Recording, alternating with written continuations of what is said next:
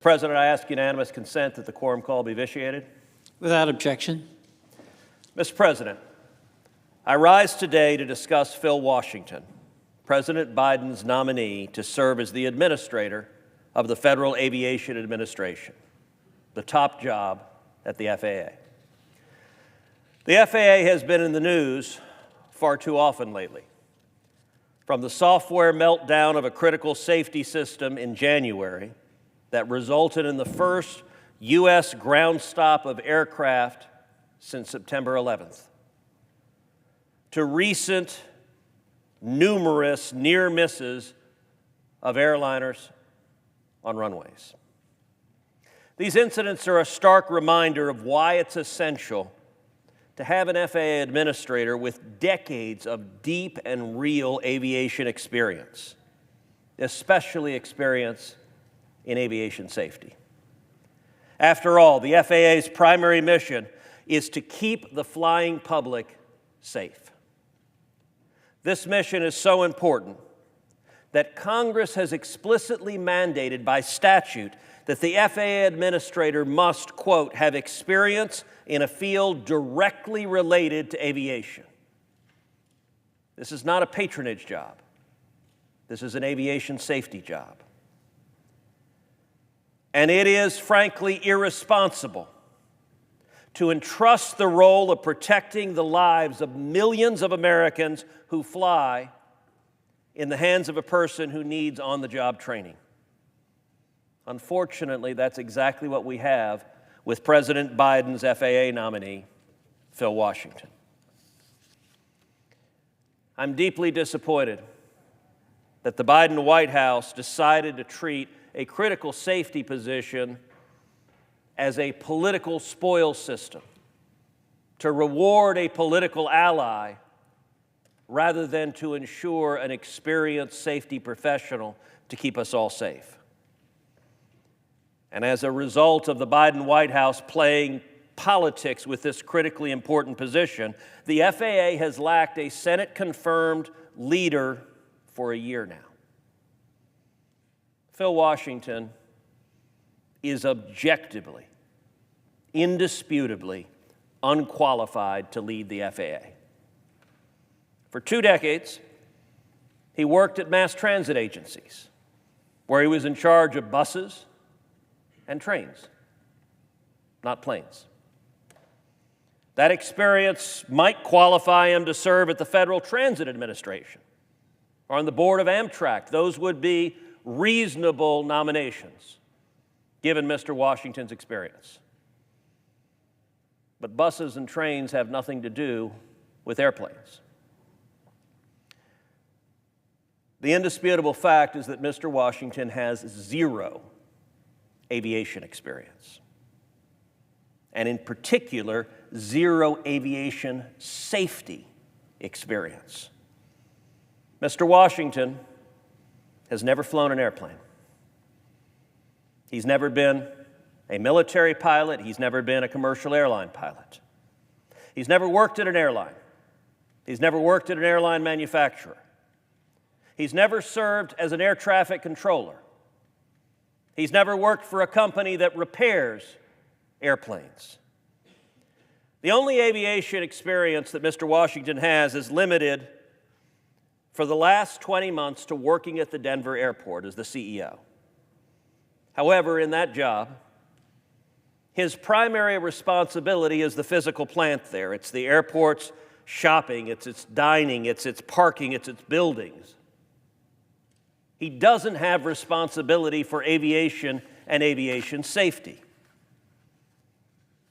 In particular, as Mr. Washington admitted at his confirmation hearing, the pilots don't work for him. The mechanics don't work for him. The air traffic controllers don't work for him. His job is not in aviation safety. Aviation is a field involving highly technical issues. To understand these issues, to lead the FAA, the head of the Federal Aviation Administration needs to have extensive knowledge, experience, and expertise in aviation. this shouldn't be a controversial statement. And historically, the head of the FAA has had decades of real serious experience in aviation safety.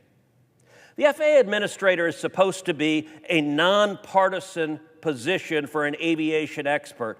I don't want a Democrat FAA administrator or a Republican FAA administrator. I want someone that has some idea how to keep the damn planes in the sky. That's why the term of office is 5 years for this position, because it's not a position that is suitable to partisan patronage, but rather you need nonpartisan experts. FAA administrators typically stay on the job even when the White House changes hands. This is a job for someone with specialized knowledge needed to ensure the safety of the flying public. I'll readily admit, I'm wildly unqualified to be FAA administrator.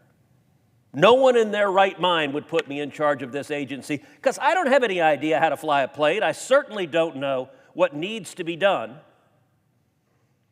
to ensure that they're flying safely. The sad thing is, Mr. Washington doesn't know any more than I do when it comes to this critical, specialized role. Mr. Washington's nomination hearing confirmed what is abundantly clear in his resume, that he lacks any aviation experience. At his hearing, he was unable to answer basic aviation questions, including safety questions about aircraft certification, about pilot licensing, about airports. I asked Mr. Washington about what caused the 2 tragic accidents with the 737 MAX. He was forced to answer and to say he didn't know. Mr. President, sadly, I believe it. But that's an enormous problem, given that 346 souls were lost in those 2 horrific crashes. An FAA administrator who doesn't know what happened is not qualified to do the job. One of the newest members of the committee, Senator Ted Budd, is a pilot. I would commend you, Mr. President, I would commend anyone, go watch Senator Budd's questioning of Phil Washington. Senator Budd asks him basic questions a pilot should know, basic questions such as how close airplanes are allowed to get on runways. Now, I'll be honest, I have no idea. I'm not a pilot, I'm not an air traffic controller, and I'm not running the FAA. But it's pretty stunning that the person nominated to run the FAA has no idea either. That person should know how to do his job. And I will point out it wasn't just Republicans who raised these questions. At the confirmation hearing, multiple Democrats raised serious questions about Mr. Washington's lack of qualifications to lead the FAA. As a result, state and local aviation groups from all across the country, including pilot groups from Arizona, from Montana, from New Mexico, from Minnesota, from New Hampshire, all are opposed to this nomination. One of them, the Montana Pilots Association, has said that Mr. Washington is, quote, singularly unqualified to serve as FAA administrator. And unfortunately, the problems with Mr. Washington's nomination don't end with his lack of aviation experience. There are also serious concerns regarding outstanding allegations that Mr. Washington engaged in misconduct during his time as the head of the Los Angeles Metro. He has been named in multiple search warrants in an ongoing criminal public corruption investigation, and he's been the subject of multiple whistleblower complaints. One search warrant was executed just last September, not very long ago. It contained allegations that Mr. Washington pushed forward lucrative no-bid contracts to a politically connected nonprofit to run a sexual harassment hotline that was hardly ever used, and that he did so in order to stay in the good graces of a powerful politician on LA Metro's board. The allegations are the kind of local corruption, sadly, we see far too often across this country in both parties. But a whistleblower who exposed the details of this alleged pay-to-play contracting scheme claims to have been retaliated against by Mr. Washington. After Mr. Washington left the LA Metro, the agency settled these claims with the whistleblower for $625,000. I practiced law for a long time. You did as well. A $625,000 check is not a nuisance check. It's not a go-away check. It is indicative that there's real there. Whistleblowers don't get settlements for more than $500,000 if their claim is baseless. During my 11 years in the Senate, I've seen lots of nominees. I cannot recall seeing even a single other nominee who was currently entangled in an ongoing public corruption criminal investigation while his nomination was pending. The week before his confirmation hearings, my staff contacted the California Attorney General's office about the status of this investigation. Despite Mr. Washington's insistence that he has done nothing wrong, the Attorney General's office stated, number one, that there is an ongoing criminal investigation into this public corruption scheme. Number two, that Mr. Washington has a, quote, material involvement in the case. And number three, that the investigation is months from being completed. It's important to note that the law enforcement officers involved in this investigation, from the LA County Sheriff to the California Attorney General, are all Democrats. There's no issue of partisan targeting. There's no Republican who has it out for Phil Washington. This is a Democrat sheriff and a Democrat attorney general in California who are investigating Mr. Washington right now for public corruption. Even more amazingly, when my staff spoke with the California Attorney General's office, the AG's office told us that at the time they spoke, they were not aware of anybody from the White House, from the FBI, or from the Senate who had even contacted them to ask about Mr. Washington's ongoing involvement in the investigation. That's truly stunning. That is, frankly, just not caring. It's inexplicable to me that a White House would choose to nominate someone who is materially involved in a current ongoing public corruption investigation. Just imagine how damaging it would be to the FAA if Mr. Washington were confirmed and then months later he were to find himself indicted for public corruption. That would do real damage to an agency that needs serious trusted leadership. The FAA's mission to keep the flying public safe is far too important to have anyone other than a highly experienced aviation expert at the helm.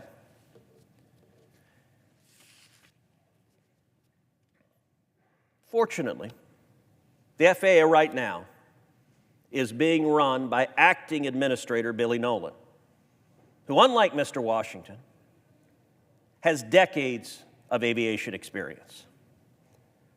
Mr. Nolan has worked as a pilot, he's a seasoned aviation safety executive, and he's been in senior leadership roles at the FAA. At the nomination hearing, and at the hearing that followed the next week with acting administrator Nolan, I suggested an obvious solution. President Biden has already named an acting administrator who is qualified and knows how to do the job. For those that are concerned about racial diversity, Both Mr. Washington and Mr. Nolan are both African American. The difference is Mr. Nolan has decades of experience in aviation safety and Mr. Washington has none. Mr. President, you serve with me on the Commerce Committee. You're the newest member to join the committee. Welcome to the committee. We're glad to have you. I don't believe Mr. Washington's nomination is going to go forward successfully. I do not believe the votes are there. I would suggest, Mr. President, to you and to every Democrat on the committee and in this chamber, if you agree with me, pick up the phone and call the White House. Say, hey, look, don't spend time on a nomination when the votes aren't there. Let's go with someone who knows how to do the job, who's qualified. I stated at the last hearing if Mr. Nolan were nominated, and to be clear, I don't know Mr. Nolan. I don't have a dog in the fight other than I'd like someone who knows how to do this job. But I stated publicly at that hearing that if Mr. Nolan were nominated, that I assumed he would be confirmed quickly and with very significant bipartisan support.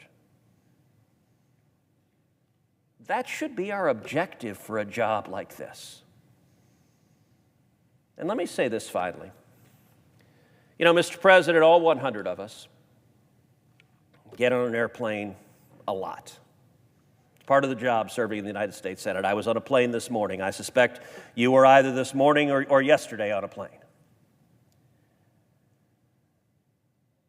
We have millions of Americans who fly every year, who get on planes with their husbands, with their wives, get on planes with their children. And tragically, one of the inevitable realities with that many people flying is that safety is always an issue, and there will be at some point a catastrophic crash. We don't know when. We want to do everything we can to prevent it, but we know at some point another plane will crash. Let me suggest to the members of the Senate, if God forbid that were to happen in the next 2 years, and I pray that it does not, I can tell you I certainly wouldn't want to be a senator who voted to confirm an administrator of the FAA who's never flown a plane, who doesn't know anything about aviation safety, and has no idea why the plane crashed. I don't know how I'd go home and explain to 30 million Texans that, well, you know, my political party nominated him, and so I went with party loyalty and voted to confirm the guy, even though he didn't have the experience to do the job. I don't believe Mr. Washington's going to be confirmed. I personally respect his military service. When he testified before the committee, he seemed like a decent and capable man. But he's also a man who doesn't know anything about airplanes.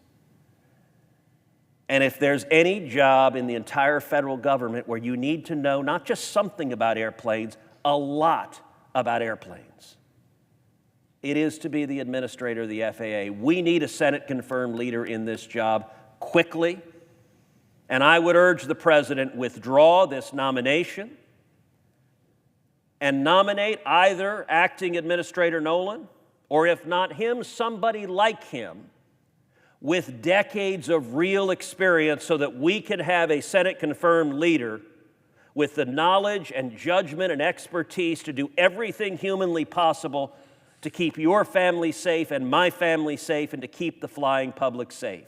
We have a responsibility. We have a responsibility to do this right. I yield the floor.